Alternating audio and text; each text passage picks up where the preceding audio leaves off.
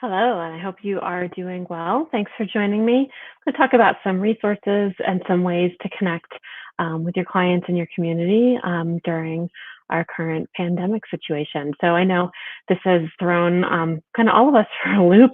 Most of us don't have business plans that account for what to do in the event of a national emergency consisting of a pandemic. And when you're in a relationship-based business, you're used to connecting people often person to person. Some of us do already use remote connection. And my prediction is we're going to be seeing a lot more of that in the future as more of us take on that capability and become adept at using video as a way to connect with folks. But for a lot of us, we're kind of thrown into what do I do? So in this short video, I'm going to share some ideas and some strategies and some resources for you to continue to stay connected and to continue to grow your business during a time of great change that we're in right now. So the first thing I would say is ask yourself, what do your people need from you? We're probably mostly thinking in terms of our clientele. So what are they needing? But also, what do your colleagues need? What does your community need? And think, what does your business need? Like, how do you think about wearing the hat of your business as an entity and thinking about what your business might need right now? And my guess is that if you are serving your clients, serving your colleagues, serving your community, you're also going to be providing the support that your business needs as we manage and change through this. So most of us have already or are in the process of shifting to telehealth. And the good news is lots of us have been doing telehealth for a while. I made that transition a couple of years ago, not for all my clients, but for some clients to move to telehealth. And it's not as big of a change as you might think it is. Reach out, talk to people who've already done it. I'm more than happy to field questions about telehealth services. I've done training through Zur Institute, which I'd recommend, especially if you have time right now. Great time to take on some continuing ed. Some other continuing ed sources that are helpful. Clearly Clinical has audio podcasts that are available. They released 2 that are free, one on pandemic psychology and one on telehealth, which is a great thing to pop in some headphones, listen to that, get a free continuing ed credit. If you like Clearly Clinical, consider subscribing. It's about $60, I think, for the year, and you get unlimited access for a year. So you can do all your continuing ed by listening to audio podcasts. And I do a lot of my continuing ed that way and find it to be really helpful.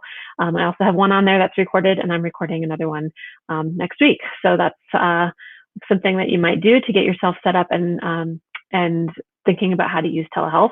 Another thing is to get really comfortable with video.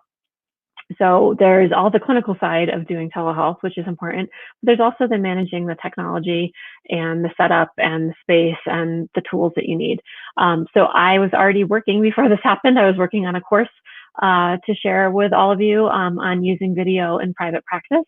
And the course is ready to go. It looks at using video for networking, using video for marketing, using video for presentations, and it looks at the business side of using video for clinical work for telehealth. So that's available through my resource hub through my membership site. And you can access that if you've downloaded any of my freebies. You've already been there. And I'm going to put the link right here too. It's priced pretty low at only $29 to make it really available for you guys. And I've also put a special code on there. The code is 10, so 10. Off March, and that will bring it down to only $19. So I would love for you guys to make use of that if that's something that's going to help you to get what you need and to start moving in the direction of doing more remote work. So going back to that question I asked, what do your people need right now?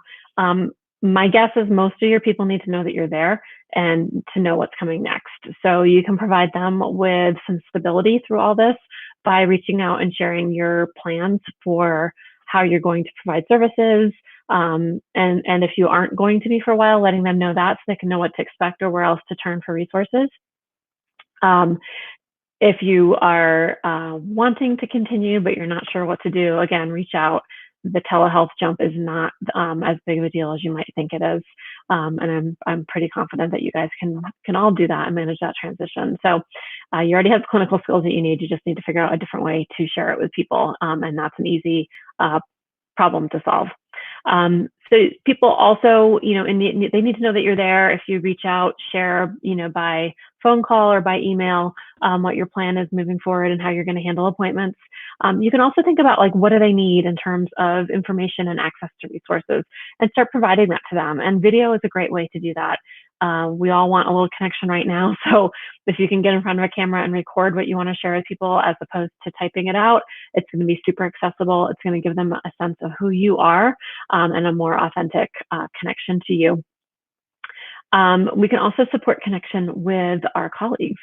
So our colleagues need to, they're grappling with all this as well. So I try to do a lot of in-person networking. That's clearly all on hold. So trying to do that using distance services. If you have a video chat feature, you can set up a coffee chat with a friend or a colleague and, talk about your business, or talk about whatever you want to talk about. If you do a larger networking group, there are video services that will host multiple people at the same time. There's a lot of them. And you could easily set up, a video-based chat that way. If you've never done that, you might be like, oh, that sounds really weird to me, but I've done it a lot in a bunch of different kind of venues and reasons. And it's really not that hard. And it feels a lot more authentic than you might think it's going to. First couple of times it might feel a little bit awkward, but once you get used to it, it does feel pretty authentic. So give that a shot. And think about what you need for yourself. Do you need more connection with colleagues? Do you need to set up, a me only zone at home for you to do your work if you've got children or spouse or somebody else in the house that you're now sharing close quarters with? Do you need your own therapeutic support? Reach out. Lots of therapists are providing mental health services remotely. And, if you don't already have somebody you're working with, I'm confident that you can find somebody who can provide that for you. Reach out for coaching support. This is a great time to continue to move your business forward and to think about how you can continue to work towards your goals, and maybe what goals need to be tweaked or re-examined, and maybe what opportunity this creates for you. It sounds strange to think about that way, but there is a lot of opportunity whenever there's massive change. We're both letting go of the things that are no longer serving us, as well as moving into the opportunity that is now presenting itself to us. So it takes some creativity,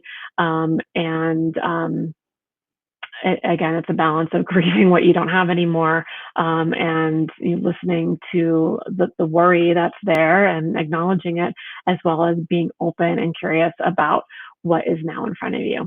So I hope that's helpful. Again, the button is there for the video course. Get into the Facebook community and talk, ask me questions. I would love to hear from you guys. And I hope you're all well. Thanks.